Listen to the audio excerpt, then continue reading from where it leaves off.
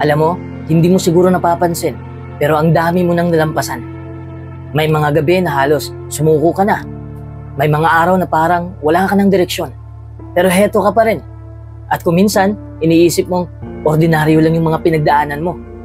Pero ang totoo, kung nalampasan mo ang mga pagsubok na yon, mas matatag ka kaysa sa 95% ng mga tao. Hindi mo kailangang maging sikat o mayaman para masabing malakas ka. Sapat na ang katotohanang hindi ka sumuko. Number 1, matatag ka kung naranasan mong mawala ng pera o kabuhayan pero nagpatuloy ka pa rin. Yung panahong akala mo stable ka na, tapos biglang bumagsak ang lahat. Yung araw nagising ka pa rin kahit 10 oras ng gabi. Iniisip mo kung saan ka kukuha ng pambayad sa renta, pangkain o pamasahe bukas. Yung tipong dati, ikaw yung nagbibigay, pero ngayon, ikaw na yung humihingi ng tulong.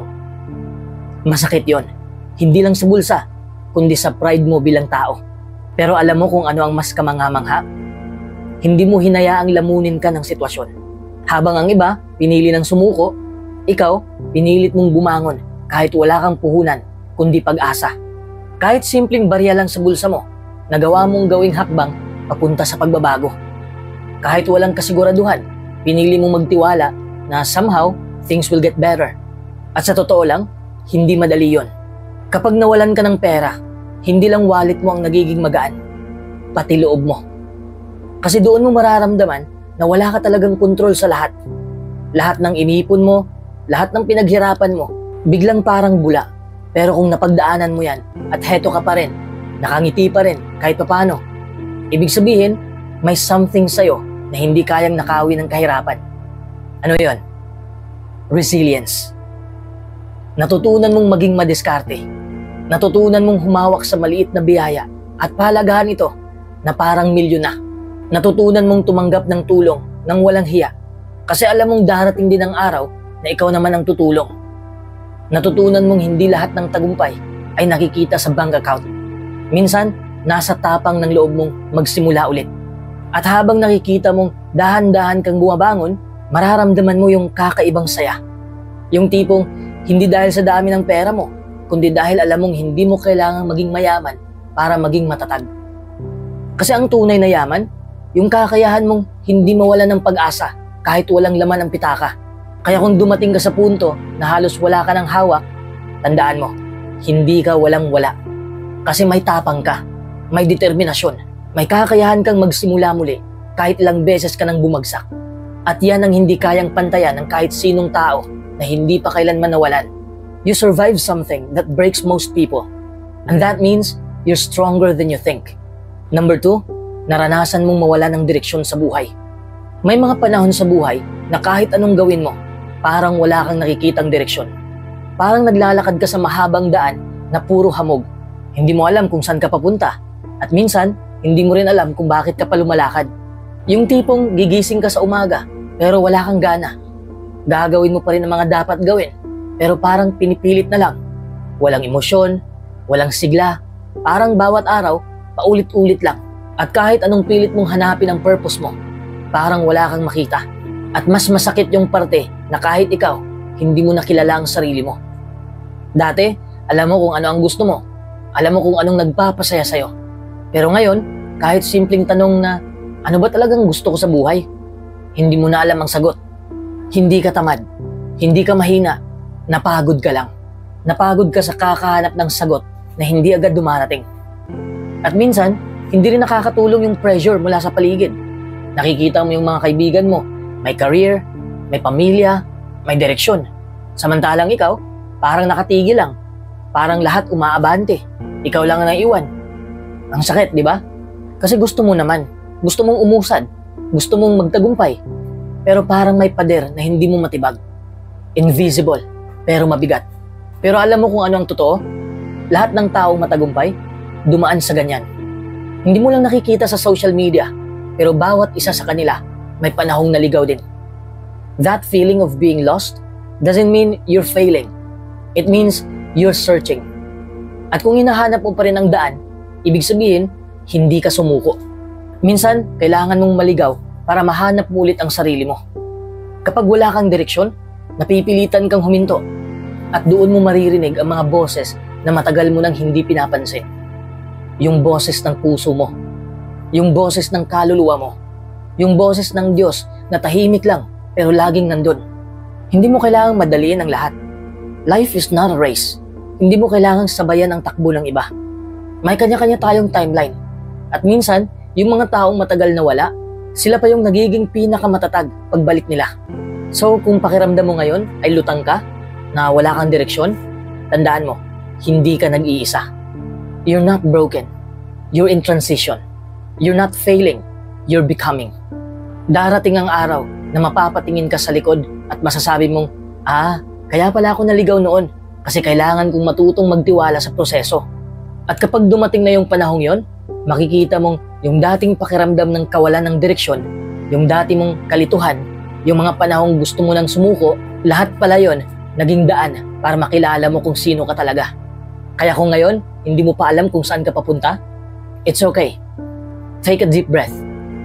Huwag mong kalimutan, kahit hindi mo alam ang buong mapa, basta patuloy kang humahakbang, makakarating ka rin. At kapag narating mo na yung lugar na matagal mong pinangarap, marirealize mong lahat ng pagkaligaw mo may dahilan pala. Number 3, naranasan mong mawala ng suporta. Alam mo yung feeling na parang bigla kang naiwan sa ere? Yung dati, may mga taong laging nariyan. Pero ngayon, parang ikaw na lang mag-isa. Lahat ng desisyon, lahat ng laban, ikaw lang ang kailangang magdala. Wala nang nagtatanong kung kumusta ka. Wala nang nag-check kung okay ka pa ba. Sa umpisa, nakakabaliw yung ganitong pakiramdam.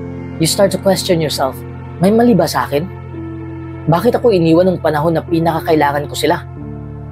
Tapos may mga gabi na gusto mong sumigaw, pero pipiliin mo na lang manahimik kasi alam mong kahit anong paliwanag mo, wala ka rin makakaintindi ng buo. Pero dito ka rin natutong tumibay. Dito mo na-realize na minsan ang tunay na lakas ay yung kaya mong magpatuloy kahit walang palakpak, kahit walang pumupuri, kahit walang sumasalo kapag bumagsak ka. Yung kaya mong itayo ang sarili mo gamit lang ang natitirang lakas na akala mo wala na. At oo, masakit mawala ng suporta. Pero minsan, yung pagkawala na yon ang nagtutulak sa'yo para makita kung gaano kalalim ang kaya mong kunin sa sarili mo. Kasi habang umaasa tayo sa tulong ng iba, hindi natin napapansin na may halimaw ng katatagan na natutulog sa loob natin. At kung wala ka ng ibang sandigan, napilitan kang gisingin yung halimaw na yon. Yung matapang, yung marunong lumaban, yung hindi nagpapasindak sa hirap. Napansin mo ba? Ngayon, mas marunong ka nang magdesisyon. Mas kilala mo na kung sino yung totoo sa'yo. At higit sa lahat, natutunan mong hindi lahat ng tao ay kayang sabayan ka sa bawat yugto ng buhay mo.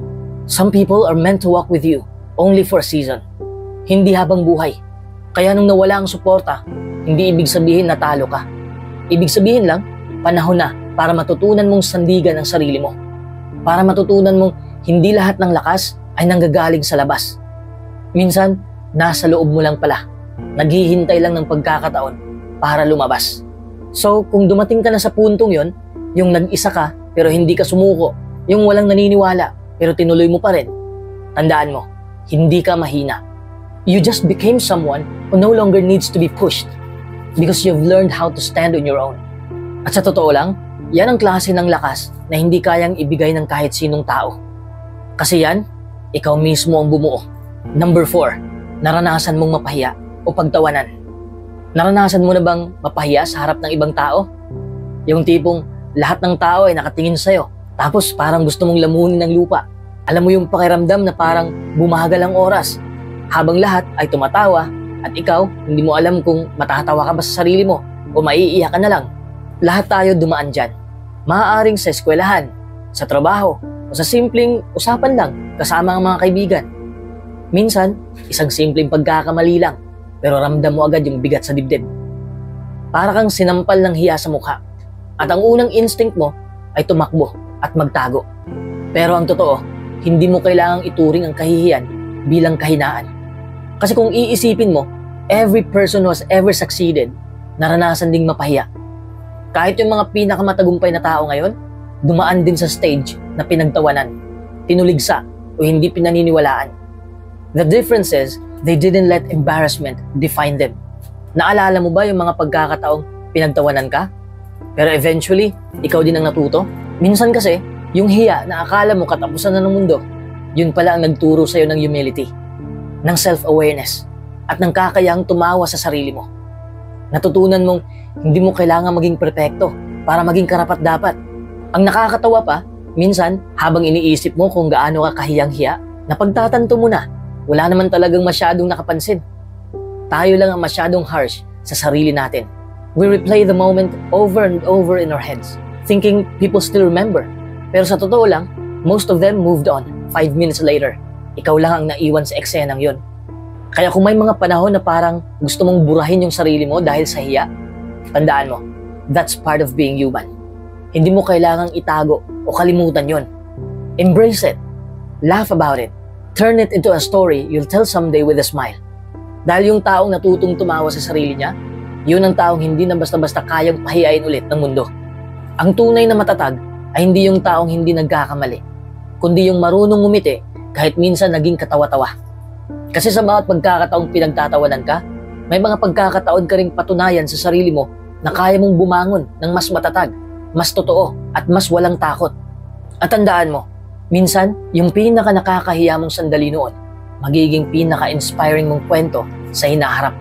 Number 5. Naranasan mong mabigo sa mga pangarap mo. Yung tipong binuhos mo ang lahat. Binuhos mo ang oras mo, pawis, pagod, at puso. Pero sa dulo, parang wala ring nangyari. Parang lahat ng pinaghirapan mo nawala lang sa isang iglap. Ang sakit, di ba? Kasi hindi lang basta pangarap ang nawala, kundi bahagi ng sarili mong pinaniwalaan mo.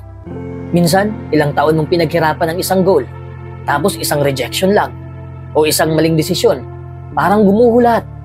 At sa mga gabing hindi ka makatulog, tinatanong mo ang sarili mo, bakit ganito? Ginawa ko naman lahat ah. Pero minsan, kahit anong effort mo, hindi talaga sapat.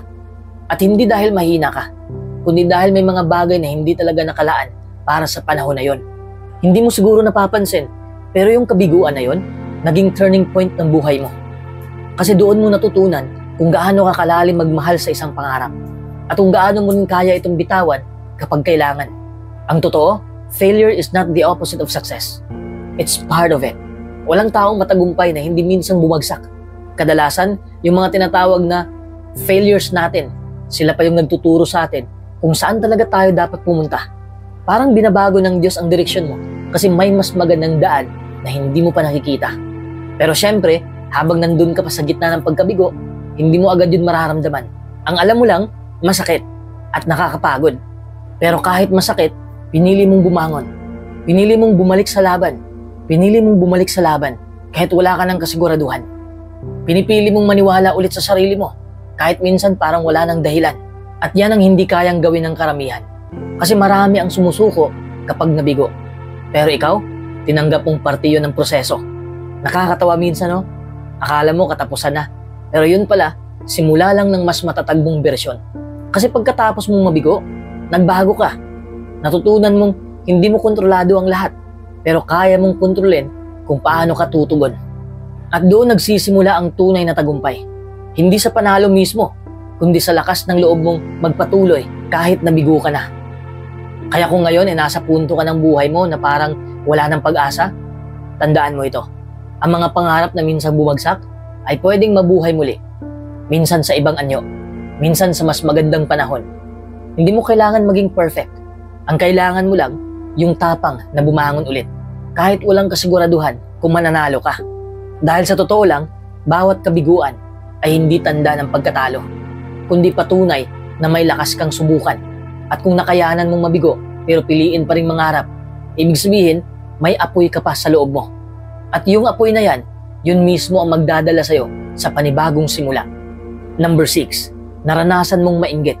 Normal lang ang inggit. Hindi ka masamang tao dahil minsan nakakaramdam ka ng inggit. Tao ka lang, may puso, may pangarap, at may sariling laban. Minsan makikita mo sa social media yung kaklase mong may bagong kotse, yung kaibigan mong may magandang trabaho abroad, o yung dating kakilala mong may bahay na at may pamilya na. Habang ikaw, nandito pa rin. Nag-iisip kung kailan kaya darating yung break mo. Tapos mararamdaman mo yung kirot na hindi mo maipaliwanag. Hindi ka galit, pero may tanong sa isip mo, bakit sila at hindi ako? Ang totoo, hindi mo kailangan ikahiya yung pakiramdam na yan. Jealousy isn't always evil. Sometimes, it's just pain in disguise. Kasi sa totoo lang, minsan naiinggit ka, hindi dahil gusto mong makuha ang meron ng iba, kundi dahil gusto mo ring maramdaman yung sense of progress. Yung pakiramdam na umaasenso ka rin, na may nangyayari rin sa buhay mo. Ang problema lang, kadalasan, hinahayaan nating kainin tayo ng inggit.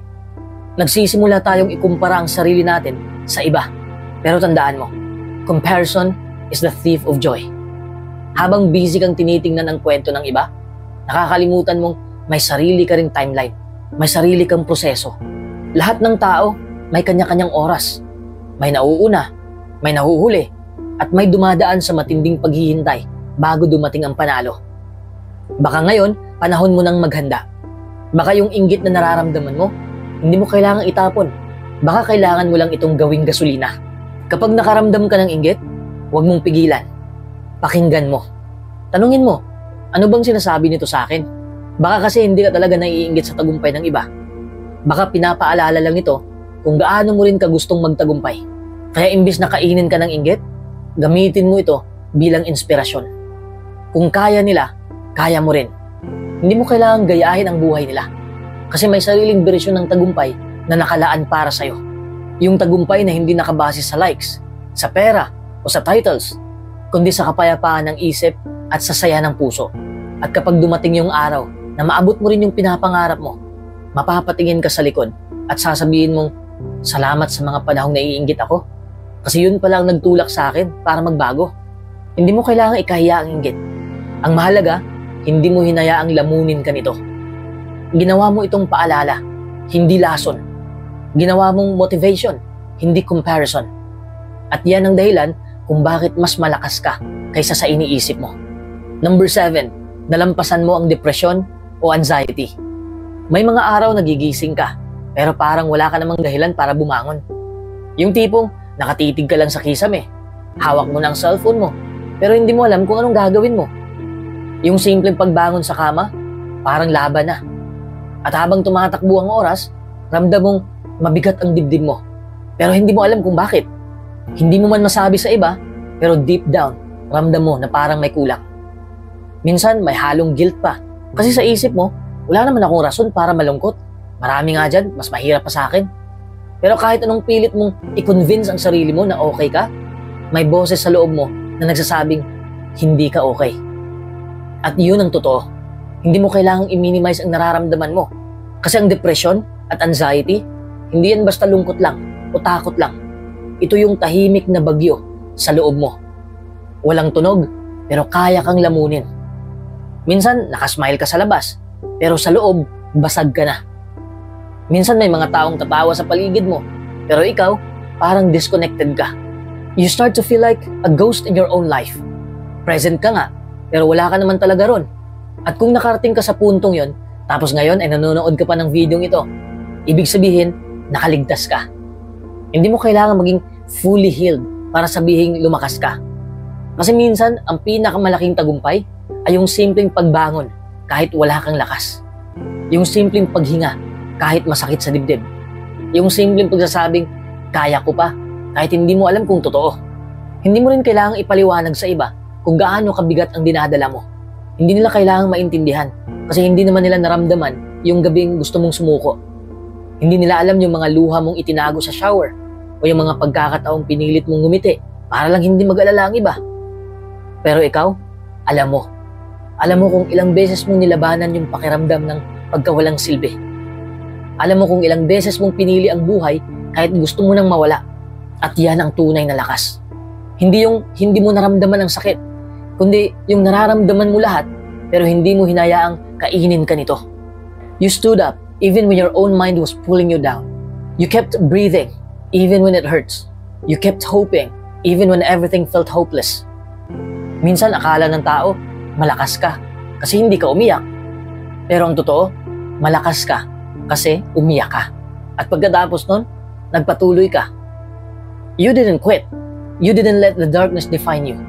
You let it teach you kung gaano ka kalalim, kung gaano ka katatag, at kung gaano ka kahalaga. At kung minsan ay bumabalik ang bigat, okay lang. Healing is not linear. Hindi mo kailangan maging okay araw-araw. Ang mahalaga, hindi ka bumibitaw. Every small victory counts. Yung araw na nagising ka, naglinis ka ng kwarto, lumabas ka ng bahay, lahat yon panalo na. Kaya kung napanood mo to ngayon, tandaan mo, hindi aksidente na buhay ka pa. May dahilan kung bakit kahit ilang ulit kang nadurog, marunong ka pa ring magmahal. Marunong ka pa ring umasa. You're not broken. You're becoming. At kung nalampasan mo ang depresyon o anxiety, kahit konti pa lang, ibig sabihin, mas matatag ka kaysa sa iniisip mo. At sa totoo lang, mas matatag ka kaysa sa 95% ng mga tao. Number 8, naranasan mong ma-judge o ma-misunderstand. Minsan, darating ka sa punto ng buhay mo na kahit gaano ka pa kabuti, may mga taong hindi pa rin makakakita kung sino ka talaga. Gagawin mo ang tama, pero may mag-iisip na may masama kang intensyon. Tutulong ka, pero may magdududa kung may kapalit ba yun. At minsan, kahit wala kang ginagawa, may masasabi pa rin sila. Ang masakit, hindi mo naman sinadyang masaktan ng kahit sino. Pero parang lagi kang nasisisi. Hindi mo naman pinipilit maging perfect. Pero parang ang dali-dali para sa iba na i-judge ka. Na parang kilalang kilala ka nila. Pero deep inside, ikaw lang talaga ang nakakaintindi kung ano ang pinagdadaanan mo. May mga pagkakataong gusto mong magpaliwanag. Gusto mong ipakita na hindi ako yung iniisip nyo. Pero minsan, napagtatanto mong kahit anong paliwanag ang gawin mo, may mga taong hindi talaga makikinig. Dahil hindi sila interesado sa katotohanan, kundi sa kwento na gusto nilang paniwalaan. At doon mo mararamdaman yung kakaibang lungkot. Yung tipong gusto mong sumigaw. Hindi ako yan. Pero sa halip, pinili mong manahimik. Hindi dahil mahina ka, kundi dahil natutunan mong hindi mo kailangang patunayan ang sarili mo sa mga taong ayaw namang makaintindi. You learn to stay silent, not out of weakness, but out of strength. Kasi alam mo na minsan, the loudest proof of your truth is peace. Hindi mo kailangang sumigaw para mapaniwala sila. Hindi mo kailangang ipilit ang sarili mo sa mga taong nagdesisyon nang hindi man lang nakinig. At ang totoo, hindi mo rin kailangang baguhin ang sarili mo para lang tanggapin nila. Kasi kung totoo silang tao para sa'yo, makikita nila kung sino ka kahit walang paliwanag. Kung mahal ka talaga nila, maniniwala sila sa kabutihan mo kahit tahimik ka lang. Pero alam mo kung anong pinakamahalagang natutunan mo rito? Na sa mundong puno ng opinyon, ang pinakamahalagang boses ay yung boses mo mismo. Kung alam mong malinis ang intensyon mo, kung alam mong ginagawa mo ang tama, huwag mong hayaang sirain ng maling akala ng iba ang kapayapaan mo. May mga taong mananatiling bulag kahit ipakita mo ang liwanag. May mga taong pipiliing marinig ang chismis kaysa sa katotohanan. Pero hindi mo kailangang magpaka-stress sa kanila. Kasi habang sila abala sa paghusga, abala ka naman sa paghilom, sa pag-grow, sa pagtahak sa mas magandang landas. Kaya kung napagkamalan ka man, kung na-judge ka man, kung na-misunderstand ka man, tandaan mo, hindi mo kailangan maging understood ng lahat para maging totoo. Minsan, sapat na ikaw mismo na iintindihan mo kung sino ka at bakit mo ginagawa ang ginagawa mo. At sa bandang dulo, habang sila nag-aaksaya ng oras sa paghusga, ikaw naman, tahimik na umaangat. Because the truth always finds its way. And real peace doesn't need to prove anything. Number 9, naranasan mong mawala ng kumpiyansa sa sarili. Yung pakiramdam na kahit anong gawin mo, parang hindi sapat. Yung kahit gaano ka magsikap, lagi mong naiisip na mas magaling, mas maganda, o mas successful ang iba. Alam mo yung moment na titingin ka sa salamin, tapos imbis na makita mo kung sino ka talaga, puro kahinaan mo ang napapansin mo. Parang ang bigat sa dibdib kasi kahit gusto mong maniwala sa sarili mo, hindi mo magawa. Minsan nangyayari yan, hindi dahil mahina ka, kundi dahil napagod ka. Napagod kang patunayan ang sarili mo sa mundo. Paulit-ulit mong maririnig ang mga salitang, kaya mo yan. Pero deep inside, tinatanong mo, kaya ko pa ba talaga?